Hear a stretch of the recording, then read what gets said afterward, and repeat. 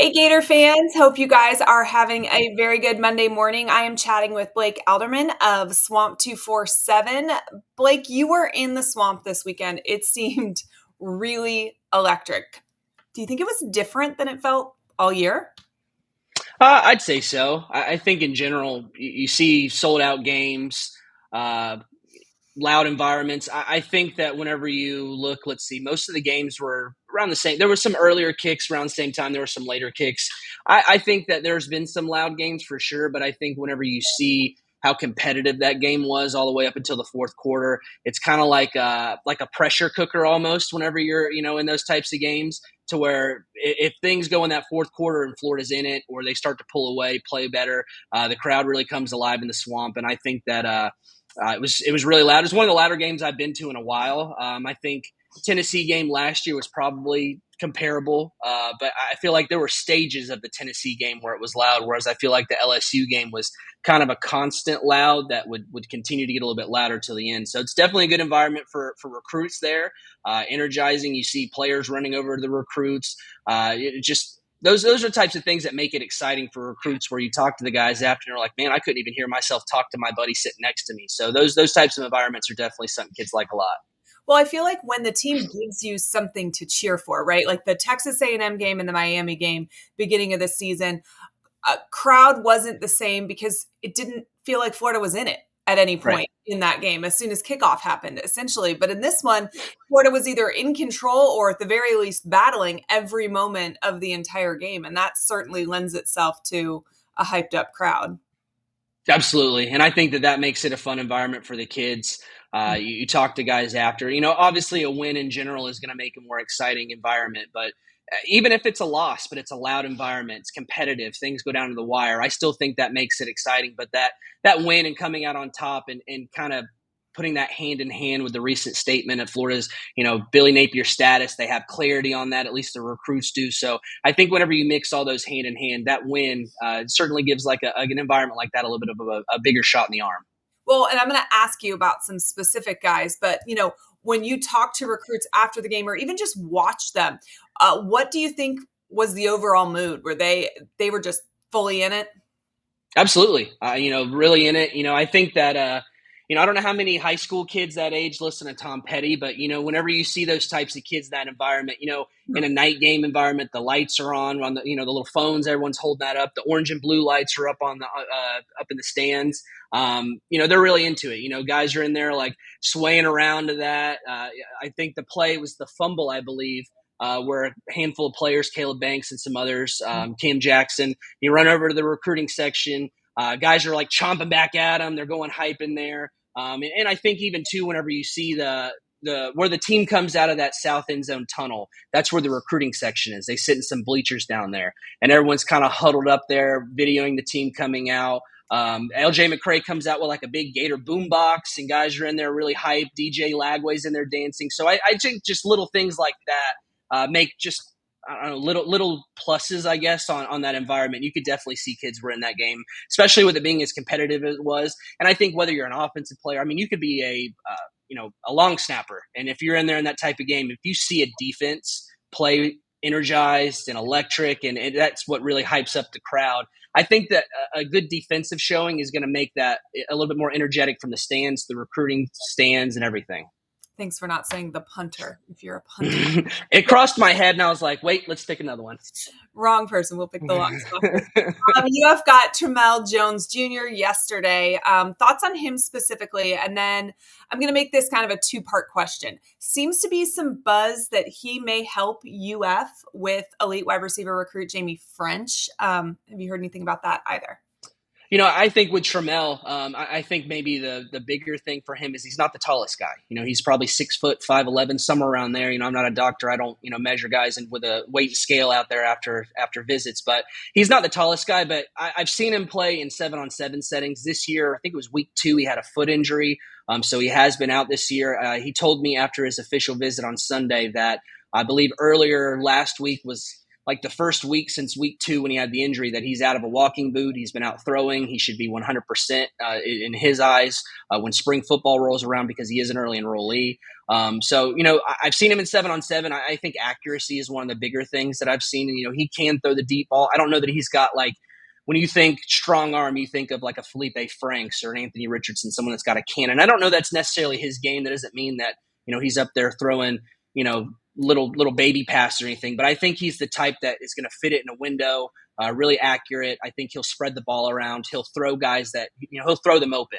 So I think that that's one of the more impressive things that I've seen from him. But even that addition to kind of tailor into your second question is he's got a big personality. A lot of guys in Jacksonville know him from playing in that 7-on-7 circuit. He plays for a team called South Florida Express, which is usually one of the teams that has some of the better players between South Florida and other areas. So you've got a guy that's got a lot of connections to players. And Jamie French is one of those, like you mentioned, they're his teammate. I think he'll help with French. I don't know that that's a given that just because Trammell is at Florida, that means Jamie's going to follow him to Florida, but he's going to have a person that's going to be in his ear. He's going to have a person that has a relationship with him. And it's not just like they're on the same team together. That's a quarterback wide receiver relationship. So that's a big relationship too. And, you can even throw in Vernell Brown, who's in Florida's class. Like he played on the same 7-on-7 team with Trammell and Jamie. So there are a lot of connections that are at Florida that are tied into Jamie. They're definitely going to be on him. I actually just got off the phone with Trammell this morning to talk about his commitment to Florida. And that was the first guy that he mentioned whenever I said, there's some guys you're going to go after. So I think that Texas is obviously not going to let him go. He's been committed there for a while. Right. And Florida really wasn't really linked to Jamie French. Like he visited in April. He has visited before, but we're talking about a guy that took an official visit in mid-November, and the last visit before that was in April. So there's been some time since that visit. So I think a mixture of some clarity on where Billy Napier is status-wise, the connections that I mentioned, like Vernell and Trammell in the class. It's close to home. DJ Lagway is absolutely going to be a selling point for Jamie. So there are a lot of things that I think factor-wise that resonated with him on his official visit, but it's still a guy you got to flip. I always say it's easier to hold on to a recruit than it is to flip them. So we'll just have to see. There's like 2 weeks until signing day, till that early signing period. So Florida's going to take a shot at him. They're not going to slow down, but definitely gotta change this guy's mind on a place where you set on in Texas. Let's talk a little bit about defensive line target Stefan Shyers. Florida was the leader going into his visit. He committed to Georgia, I believe, sometime in the spring. And he was saying Florida was number one even before he even backed off that commitment. I think I talked to him 3-4 days before he opened things up. Florida was his number one school. It had become pretty apparent that, he was going to look around. He wanted to hit the reset button on his recruitment. At that time, he was still committed to Georgia, but was going to take visits and really treat it like he wasn't committed to Georgia. That's the way recruiting works when I explain things that don't make sense and they sound like I'm talking in circles. But, took the official visit this weekend. Florida's still the leader for him. Really likes the play of the defensive line. I think whenever you see a team that has 7 sacks on defense, and that was against a team in LSU that had 6 sacks going into that game the entire season. So you see that type of play. You've got Cam Jackson. Caleb Banks obviously had a really good game. But from talking with Stefan earlier heading into his visit, the one player that kind of jumped out to him was Big Desmond Watson. So it's that big body type of player because Stefan is one of those guys I think this past weekend measured in at like 6'4", 384. And when you see that, like that's a big boy, but he doesn't look like dumpy, like he's well put together, right? As a defensive lineman, he's a big guy. He's going to be that 0 to 3 technique. But seeing how Desmond Watson, who is a big guy himself, but can move, like he's got movement for a big guy. He's not like a Terrence Cody, like a big mountain of person that's just in there, just trying to plug holes. He can have some wiggle to his game. So I think that that's something that has resonated with him as well. But, whenever you have that defensive line play the way it did, that's going to be attractive to defensive linemen. It certainly was. It's Florida and Vanderbilt right now for him. Florida's number 1. Vandy's 2. He said that there's a chance he could visit Vanderbilt before the season's over. I believe when I looked, they're away this weekend at LSU, and I think they're at home. I don't remember who they're playing, but so he would have to visit that very last weekend of the regular season. And Florida's a leader. I envision him in Florida's class. I've had a crystal ball in for him for like a week or two now, so things seem to be on the up for Florida there. All right, let's talk about a pair of Florida State commitments. Daniel Louis Pierre and Solomon Thomas, who obviously number one offensive line, one of the top anyway, offensive linemen in the country. Any chance Florida pulls a flip off for one or both of them? I think they're in a good spot with Daniel Pierre-Louis. He took the official visit last weekend. I think it was October that he got an offer from Florida. John DeCoster was out to watch him, saw him in person, offered him, I think, like later that night. And they had actually set the official visit back in October. Took an official visit to Florida State, to NC State, commits to Florida State, but still was going to take that visit to Florida. Haitian background, so does John DeCoster has that same background. So that's something that they found a common ground over. The family really likes DeCoster. I think Florida's in a really good spot. I think they made a big move this weekend. I think they're definitely a threat. With Solomon Thomas, that one's a little bit harder to read because I do think there is a world that he could stick with Florida State. I think that he does. He's had that long-standing commitment since December of the end of last year. I do think Alex Atkins leaving was a big ripple in his recruitment. That's his best relationship he has with any coach in all of college football, any coach that's recruiting him. So, but Florida State has obviously had the time to get their claws into him. He's been committed for a while. He's been recruiting for that class, has relationships with our staffers. And I think at this point where he was a guy that in maybe the spring and the summer, I think the door was open, had still been committed to Florida State, took the official visits to LSU and Florida, and came out of his summer after wrapping up his OV schedule to Florida State. He seemed more solid. And I think that the loss of Atkins maybe opened that door back up, which was evident from him showing up last weekend at Florida. I think there's a possibility, or at least something to track, that he could be at LSU this weekend for a visit. I do think that of the teams that are in touch with him still, I think Florida and LSU are probably the two that at least I'm keeping an eye on right now. But I think distance could be one of those deals that becomes a factor with him, being close to his family. So I think at this point, it's kind of wait and see. Do I think Florida's in it? Yes, I do. I think they're in it. I think that, and heading into his visit this past weekend, I didn't really think they were really much of a threat. I wouldn't have really put Florida as maybe a threat. I would have said that, Florida's trying, but they don't seem really having traction. I do think they are building some of that traction right now, but I also think that there's the 2 weeks left until signing day for him is going to feel like an eternity because there's just so many different twists and turns. Things are fluid with him right now. So I do think Florida's in a really good spot. Could I see a world where they were able to pull it off? Sure. But I don't know that that's something that is a certain right now because there are still some factors left to play out for him in the next couple weeks. So, for these two Florida State recruits specifically, and I mean, I guess Jones kind of plays into this as well. Obviously Florida's record is not great, right? And neither is Florida State's, though. Florida State's is worse. Are they commenting at all on Florida State's record and what they're looking like on the field versus Florida and how it feels like they are battling and improving, whereas Florida State is not, honestly. They're just bad. Right. And I think that kids in general, like fans and media or whoever have you, I think they look at games way different than kids do. I think for a lot of these guys, records may not necessarily play a big factor as far as wins and losses, but it's the trajectory. I think that that's the big thing you see. And even then, if the trajectory is this year of Florida State, but they're coming off of that 13-1 or whatever it was season last year. So there is some sort of proof of concept there. Yeah. You've seen them do that last year. Maybe this year's an off year, they can do it again. So I do think that if you really kind of break it down, there are layers to, I guess, that type of decision. But I think in general, a lot of kids also live in the now, like just because of Billy Napier, statement that, he's here, going to be the head coach, that mean 2025? And what about 2026? Not a lot of kids even notice that either. They're like, oh, well, he's going to be back. They said in the statement he's back. And that's not really something that's a certain for the next 3 years of your time at Florida. So there's different factors there, but I do think the improved play at Florida, I think whenever you see the guys that are sort of going to battle for Napier, and that was before the statement from Florida was even made. So I think the improved play is something that is helping them. And that's even from Joseph Mbachu, the former Florida commit, defensive lineman, who had backed off that early commitment to Florida. Yeah. He committed in August. Florida was really like the first big school to get on him. Ton of offers flowing after that, take some visits. Florida's not really playing very well, certainly on defense. And that's something that he mentioned because he was there for the Miami game. Yeah. Florida's defense didn't look great at all. So that was starting to be a concern. The status of Napier was starting to be a concern. Well, Florida's playing better on defense. He takes an official visit last weekend where they have 7 sacks as a defense, the improved play, the statement on Napier being back. So now Florida's back in the mix with him, whereas that didn't seem like that heading into that official visit. So those types of things definitely help because it shows you again that, there's something building. I think in general, when you're trying to sell a kid, hey, Florida State's 1-9, hey, Florida's 5-5, and this school right here is undefeated or has a winning record or this, that, and the other.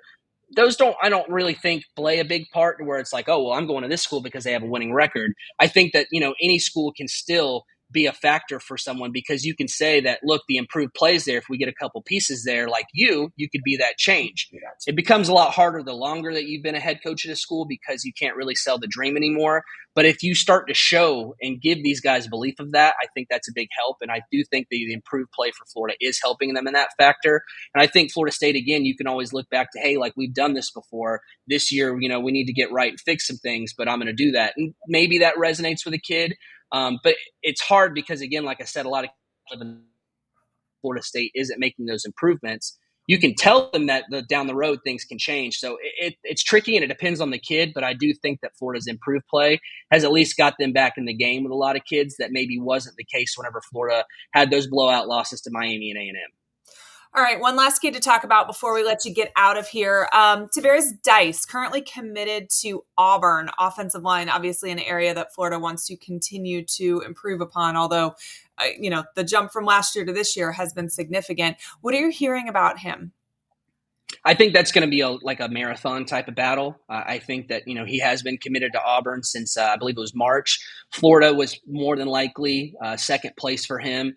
But this is a guy that, committed in March. I think he was there at Florida sometime later in March, if not early April. He's taken the official visit, and that was an official visit to where he took Auburn official visit before Florida. And they were actively trying to get him not to take that Florida official visit. And obviously he still did. He visited for the Miami game, which was his first ever home game. And then he was here this past weekend. So he's continuing to visit still. He's supposed to be at Auburn this coming weekend. So I do think that there's going to be a lot of back and forth there. Teams kind of try to, trade blows like a boxing match right now. Florida gets this round. Auburn's trying to get this round. So I think that that's one that I wouldn't be surprised if it goes all the way to the early signing period. I do think that Florida is still very much a factor. I think that there's a world where he could end up at Florida. But I think right now it's still close. It's a close battle. And if ideally in a perfect world, if you're Florida, the best case for you is to flip this guy now, to have flipped this guy this past weekend. But I think the next best scenario for Florida is to at least be in the game right now, and they're definitely in that part right now. Just got to pull that off, got to continue to show development on the offensive line. All those things that I think he wants to see. And I think that the statement of Napier being back, I think is something that helped with him too, because this is another guy. I felt like all June and spring, we were kind of talking about these recruits, and it's like, man, these guys are in wait and see mode because they don't know how things are going to go. Now you've gotten that answer now. You've seen the improved play on the offensive line, and you've got a quarterback in DJ Lagway. There were kids this past weekend that took official visits that play like cornerback and defense that, you ask them about Lagway, and they're like, well, man, you can only go as far as a team with a really good quarterback. So I think that registers with a lot of these kids too, and certainly does with Dice being an offensive lineman. I don't think Auburn's going to make it easy. I think they're definitely going to put up a fight. They're not going to let them go easily, like I said, but Florida's still in that. They're still trying, and I think that that's going to be a battle all the way up until December 4th. What's your prediction for where this class ends up? Number-wise, I think it's tough because, I think somewhere between 12 and 15 just to make a complete guess, I guess. But just because they do have some players left in there that they can get. But, are there going to be things that change from an NIL standpoint that, doesn't go their way and a kid doesn't flip or they don't land a certain kid? And also you look into the team recruiting rankings is team X, Y, and Z that's not Florida. Who are they going to get? Who are they not going to get? That can also make the rankings fluctuate. But I think 15 range would probably be my guess right there. If you get some of those pieces, they're 33, I think, right now when I looked this morning after they added Tal Jones. Even if you don't land some of those big fish, if you land some guys like, a couple 3 stars here and there, 4-star there, that'll make your numbers jump up because right now Florida does have, I believe it's 13 commits in their class right now. So it's not a big class. And if you keep adding those numbers, that's going to help your class go up. So I'd say somewhere around 15, maybe 15 to 20, just to give myself a range there, I guess is probably where I would think right now, thinking of the targets left on the board. But somewhere around there. And then again, turn the page to portal season, get some of those experienced guys there. And if you look into like the overall ranking, which counts recruiting, transfer class, who knows? Portal season is going to be a factor, and it's going to be busy. And I think Florida's going to be pretty active in that. All right, Blake, we appreciate you. Tell everybody where they can follow you on social media and read your work.